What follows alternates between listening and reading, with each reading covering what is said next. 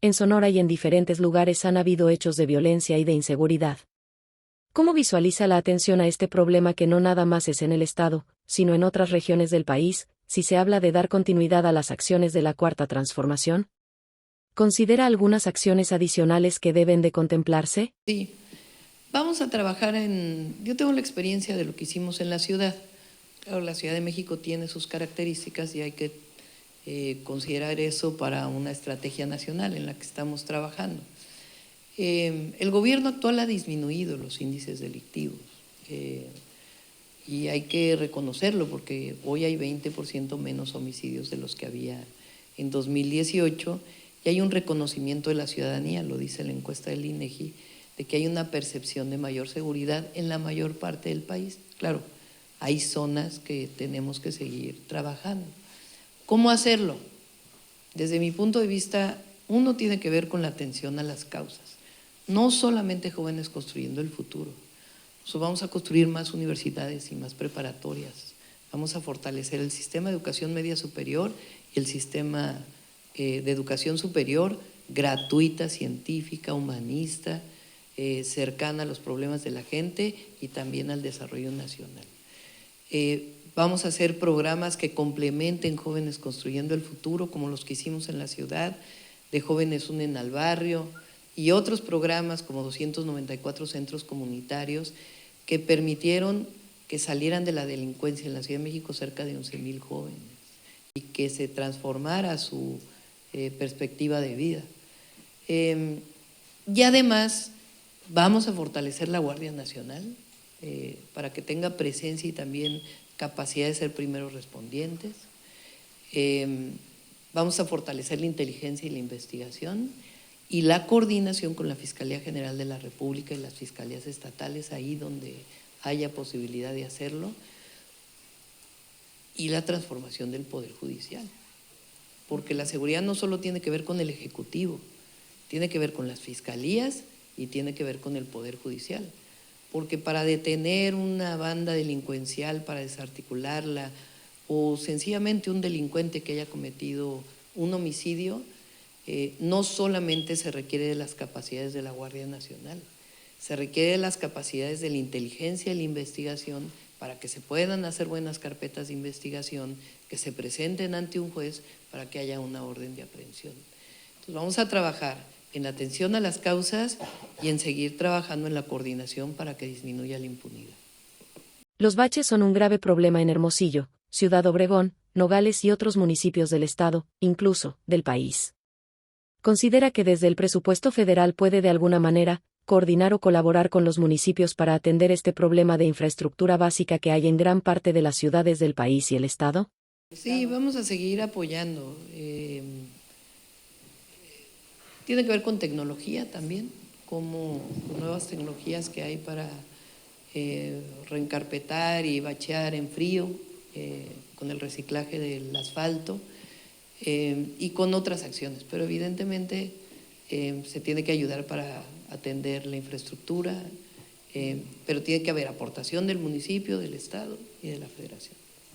El tema del agua, a nivel nacional, se convierte en un problema muy fuerte. Más del 36% de la sequía ya está marcada, pero sobre todo aquí en Sonora rebasa el 90%. Casi todos los municipios están con un grado de sequía.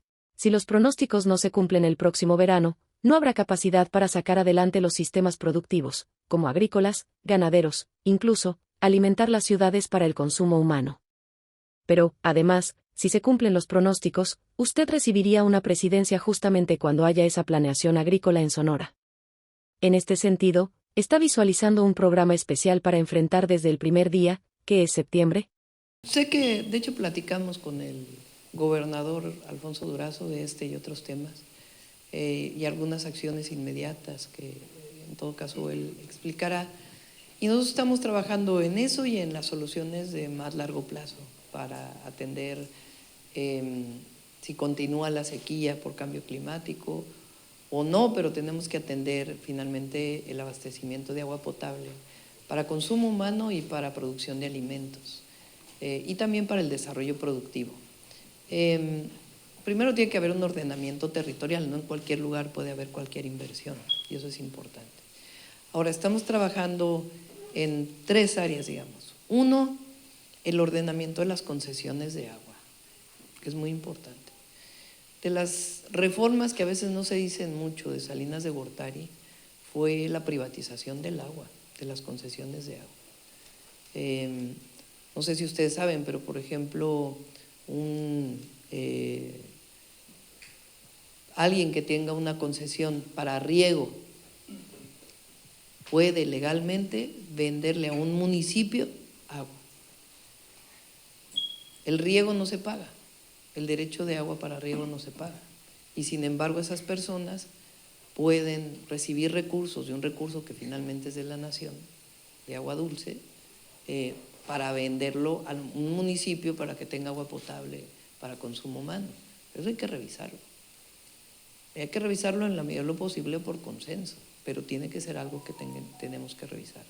Segundo, el riego más eficiente, porque 77% del agua dulce de nuestro país se usa para riego y es un riego muy ineficiente, pero tiene que ir acompañado también de la tecnificación del riego y al mismo tiempo que el agua que ya no se use pueda ser usada para otros usos y que no se le quede al concesionario, es decir, es un trabajo integral. Y tercero, lo que tiene que ver con nuevas fuentes de abastecimiento, que también estamos trabajando en ellas, desde la desalación de agua de mar, con sus consideraciones ambientales, que hay que tomarlas en cuenta, hasta proyectos que existen desde los 70s de poder traer agua de Nayarit. En fin, hay varios proyectos que no están definidos y los vamos a hacer, pero que los estamos estudiando en el Plan Nacional Hídrico para esta zona del Pacífico de nuestro país. ¿Qué opina de la propuesta del presidente de Estados Unidos, Joe Biden, sobre el cierre general de la frontera con México, que podría generar una afectación tanto social, económica y diplomáticamente? ¿Tiene usted algún proyecto para plantearlo a las autoridades estadounidenses para evitarlo? Coincidimos con el presidente que no es una solución. No es una solución ni humana ni viable y además mucho de esto es por motivos electorales, por las elecciones de noviembre en los Estados Unidos. Y nosotros tenemos que seguir insistiendo en que la solución de fondo, la más humana, la más eficiente, incluso en términos de recursos, es la cooperación para el desarrollo. El que Estados Unidos pueda invertir en lugares y apoyar en lugares en donde la migración ocurre por pobreza. Entonces, si eso no se hace, va a seguir habiendo migración. Entonces, estas propuestas de cooperación para el desarrollo va a seguir siendo lo que sigamos trabajando y ya en particular, pues, una atención humana a los migrantes y todo lo que significa el desarrollo del sureste en nuestro país, los polos de desarrollo industrial vinculados al interoceánico, también en realidad son no solamente para generar empleo para las y los mexicanos, sino también para mucha gente que migra y que va a ser una contención, porque va a haber buenos salarios, buenos trabajos y el desarrollo de toda la zona sureste del país. Bueno, Esta semana fueron rescatados en Hermosillo más de 250 migrantes en un vagón de tren, en el sector del Tazajal, del municipio de Hermosillo. Una situación que se vive en buena parte de la frontera norte con Estados Unidos. ¿Cómo plantear una política o seguimiento a la política actual que se tiene en tema de migración? Y ocurrió esta situación que le comento, justo antes de que la CNDH emitiera un posicionamiento donde menciona que debe de cambiar radicalmente en cómo están trabajando las estaciones migratorias para evitar los hechos que ocurrieron en Ciudad Juárez, donde murieron migrantes. ¿Cuál es la visión en esos temas? Pues tiene que haber una visión conjunta con Estados Unidos, porque, y por eso hablo de la cooperación para el desarrollo y también del trato a los migrantes y de la posibilidad de migrantes que accedan de una manera ordenada y con permiso a trabajar en Estados Unidos. Porque ¿a dónde quieren ir los migrantes? De Centroamérica, de Cuba, inmigrantes de Venezuela, que también ese es otro de los problemas. ¿A dónde quieren ir? A Estados Unidos. Ese es su objetivo, ese es su anhelo de pasar del otro lado de la frontera. Entonces no podemos solamente los mexicanos y mexicanas resolver el problema solos cuando el anhelo es cruzar del otro lado. Por eso estas mesas de trabajo que ha estado haciendo el presidente con el gobierno de Estados Unidos son muy importantes y que se pueda seguir colaborando para poder tener tanto un mejor trato a los migrantes como una solución de largo plazo. ¿Qué visión tiene para Hermosillo? ¿Cómo se encuentra en estos momentos y sobre todo, qué es lo que se podría hacer, los potenciales tendría nuestra ciudad? Bueno, ya habrá momento para hablar de todo ello, pero sí te puedo decir que vamos a ganar Hermosillo. ¿Qué opina del libro Gracias, de Andrés Manuel López Obrador, donde en uno de los pasajes se refiere a su persona?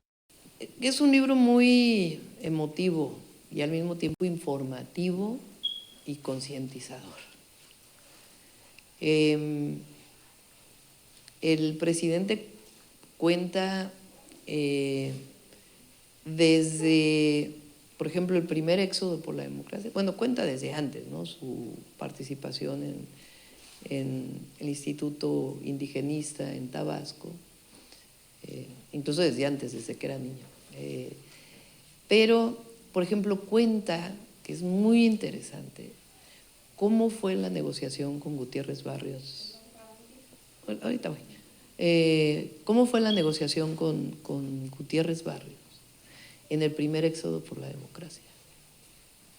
Y cómo al mismo tiempo se estaban firmando los acuerdos de paz del Salvador en México. Y cómo él se comporta como dirigente político de un movimiento y cómo resiste, porque no querían que el éxodo llegara a la Ciudad de México, ese era el objetivo.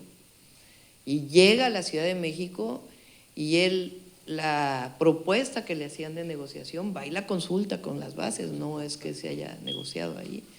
Entonces, además de lo interesante de conocer cómo fue, pues es una lección de política cercana al pueblo, de un dirigente político que nunca abandonó las causas por las que luchaba ni su cercanía con el movimiento. Hay otra parte, por ejemplo, donde cuenta su dirigencia en el PRD, cómo fue que se ganó la primera elección a gobernador en Zacatecas con Ricardo Monreal. Y ahí da una lección de la importancia de que el movimiento se abra y que no puede ser que haya esta idea de que como yo soy fundador, yo soy el que tengo derecho. Y lo explica como es él, de una manera sencilla, y es una lección de política. Y así como eso, y hay otras cuestiones pues ya más personales que cuenta, tiene un capítulo ahí que cómo fue que me invitó a ser secretaria de Gobernación, ya no es secreto para nadie porque ya está escrito ahí, en la época en que yo quería participar en la encuesta para la jefatura de gobierno. Y bueno, tiene anécdotas de cómo lo vivió él, ¿no? O sea, yo tengo mi versión, él tiene la suya, pero en efecto él me invitó a ser secretaria de Gobernación. Y yo le dije que yo quería participar en la encuesta a la jefatura de gobierno. Y me dijo, va a estar difícil, pero vaya tú, inclusive lo cuenta y dice, pues yo pensé que se iba a alegrar y en realidad pues no la vi tan alegre porque ella quería competir por la jefatura de gobierno de la Ciudad de México. Y en realidad es que pues yo venía de Tlalpan y yo pues nací en la ciudad y tenía una visión para la ciudad que en una buena parte la pude cumplir, de transporte público, de mejora del medio ambiente. Entonces, pues son anécdotas que nadie conocía y que se cuentan ahí, pero en realidad yo diría el libro es bueno, la del humanismo mexicano también explica con mucha claridad por qué le llama el humanismo mexicano y la historia de México entre conservadores y liberales. Entonces es un libro, primero que se lee muy fácil, no crean que ya lo acabé, ahí voy poco a poquito, a veces me salto, porque cada capítulo es autocontenido, pero es una lección de consecuencia, de congruencia, y es un libro necesario de leer para todos los que somos parte de este movimiento y de reconocimiento al pueblo de México y la grandeza de nuestra patria. ¿Cuáles son las zonas de riesgo que usted ve en el país? ¿Qué opina de la seguridad que se le va a tener que dar a los candidatos? ¿Es necesaria esa seguridad para que los candidatos vayan a todos los rincones? La secretaria de Seguridad Pública Federal anunció que tienen un mapeo del país, digamos, siempre lo tienen, ¿no? Porque es parte de su trabajo, para poder tener mayor protección en la elección. Están queriendo también montar esta idea de que, por cierto, lo dijo el Tribunal Electoral y no estoy de acuerdo, de que no van a ser elecciones pacíficas y que va a ser terrible. Entonces, sin minimizar que hay problemas, la Secretaría de Seguridad Pública está atendiendo y cualquier candidato o candidata puede tener acceso a solicitar seguridad. En mi caso, no es secreto porque el presidente lo dice en las mañaneras, tanto a Xóchitl Gálvez como a mí nos ofrecieron seguridad. En mi caso me reuní con el general secretario, Luis Crescencio Sandoval, igual que en su momento la candidata del Frente, y yo pedí que fuera una protección muy discreta, porque a mí no me gusta estar con esta cosa de los políticos de antes, que estaban con una protección y no se podían acercar a la gente. Entonces, si se fijan, en realidad hay un teniente coronel por ahí, que anda por ahí, que me cuida, con algunas personas, y pues a veces en lugares de mayor riesgo, pues hay aviso a la Guardia Nacional que vamos a ir por ahí. Esa es la protección que tengo yo y nunca permito que se me separe de la gente, siempre estoy cerca de la gente y no… ¿Qué mensaje les da a las madres buscadoras que han estado encontrando un gran número de fosas y haya un silencio al respecto? Sí, bueno, siempre nuestra solidaridad y empatía con cualquier madre o familiar que haya, que esté buscando a uno de esos familiares. Y vamos a apoyar en su momento. Lo importante, digamos, es atender la causa, ¿no? Que ya no ocurran desapariciones. Antes las desapariciones eran por el Estado. Eso se acabó en México. Ahora, pues, lo que hay, lamentablemente, es todavía focos de delincuencia organizada. En el IMSS Bienestar de Sonora denunciaron falta de insumos básicos, como jabón para que el personal médico pueda lavarse las manos. ¿Qué opina al respecto y qué se podría hacer para evitar que siga ocurriendo? Bueno, pues hay que ver exactamente cuál es la condición. Yo te puedo decir que en la Ciudad de México, quiero decir dos cosas respecto al sistema de salud. Uno, nosotros vivimos, y no se nos debe olvidar, la pandemia durante 2 años, igual que todo el mundo. Nada más que nosotros enfrentamos la pandemia con un sistema de salud muy deteriorado. Entonces, realmente el inicio del IMSS Bienestar y del nuevo modelo de salud realmente inicia a partir del 2022. La pandemia bajó después de toda la vacunación. En la Ciudad de México, por ejemplo, había cerca de 4,000 médicos que tenían un salario de 11,000 pesos. Gracias a la entrada al IMSS Bienestar hoy ganan 34,000 pesos y tienen base, algo que no podíamos dar con el presupuesto de la ciudad. Se están equipando los centros de salud y se va a equipar los hospitales de mejor manera que lo que pudimos hacer nosotros con el presupuesto de la ciudad. Y en cuanto a insumos médicos y medicamentos, pues se trabajó para estar siempre pendiente pues, de que no hubiera desabasto como hubo en algún momento, ¿no? Hay que ver en particular en Sonora qué es lo que está pasando, pero lo importante aquí es que se está tomando acciones y que el IMSS Bienestar se va a consolidar y va a ser un gran sistema de salud.